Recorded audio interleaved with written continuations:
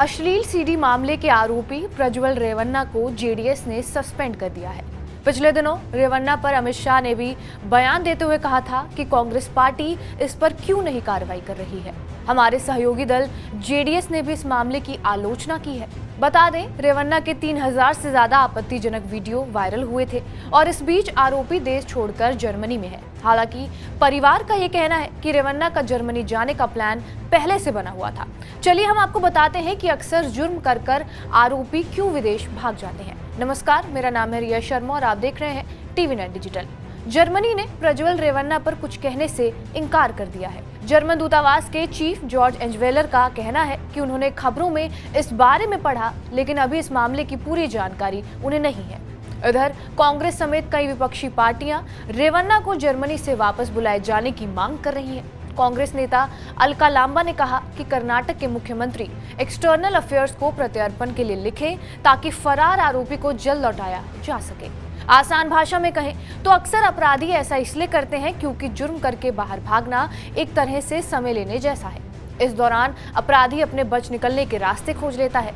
बीते ही साल खालिस्तानी चरमपंथी अमृतपाल के गायब होने पर भी यही अंदेशा जताया जा रहा था कि वो किसी और देश भाग गया होगा, लेकिन बाद में वो देश के अंदर ही मिला। आपने एक्स्ट्राडिशन ट्रीटी या फिर प्रत्यार्पण संधि का नाम सुना होगा। प्रत्यार्पण का मतलब है वापस लौटना। मतलब ये कि अगर हमारे पास दूसरे की कोई चीज गलती से आ जाए तो मांगने पर हम उसे लौटाना होता है। यही प्रत्यार्पण है।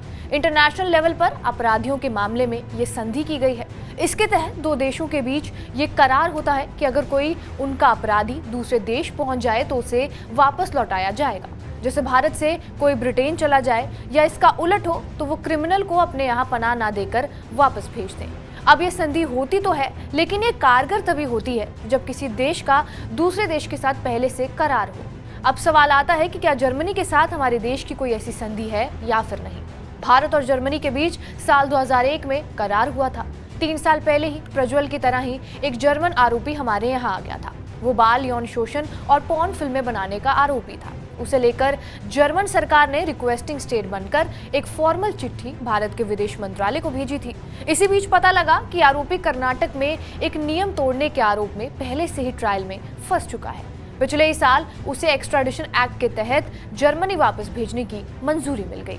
भारत और जर्मनी में प्रत्यार्पण संधि की पहली शर्त है कि जिस अपराध के लिए आरोपी को बुलाया जा रहा हो वो दोनों ही देशों में क्राइम की श्रेणी में आता हो। साथ ही उस पर कम से कम 1 साल की सजा जरूर हो सकती हो।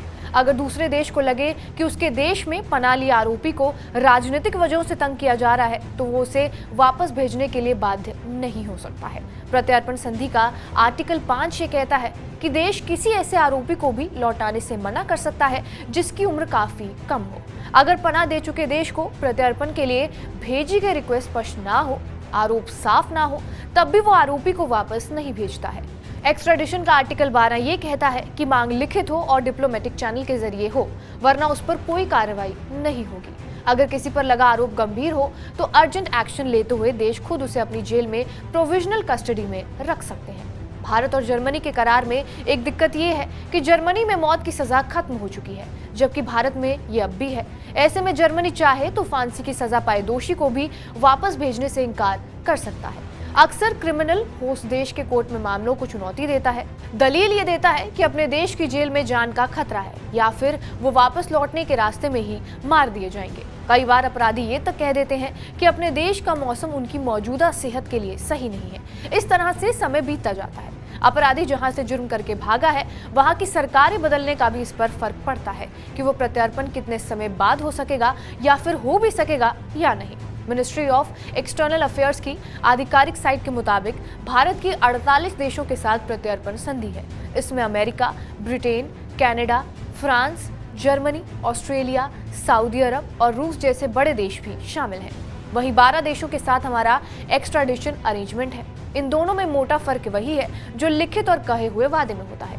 अरेंजमेंट में केस थोड़ा हल्का हो जाता है। देश चाहे तो रिक्वेस्ट पर एकदम चुप्पी साध सकते हैं। प्रज्वल रेवन्ना को ना तो भारत में फांसी हुई है और ना ही वो इतना बड़ा उद्योगपति है कि जर्मनी का इन्वेस्ट का झांसा देकर वहां रुके। ऐसे में अगर भारत सरकार चाहे तो प्रज्वल रेवन्ना की वापसी आसानी से हो सकती है। हालांकि ऐसी स्थिति तभी होगी जब वो भारत आने से इनकार करे। बहरहाल आपका इस वीडियो पर क्या कुछ कहना है हमें कमेंट बॉक्स में जरूर बताएं। बाकी देश और दुनिया की तमाम बड़ी खबरों के लिए बने रहिए हमारे साथ टीवी9 डिजिटल पर।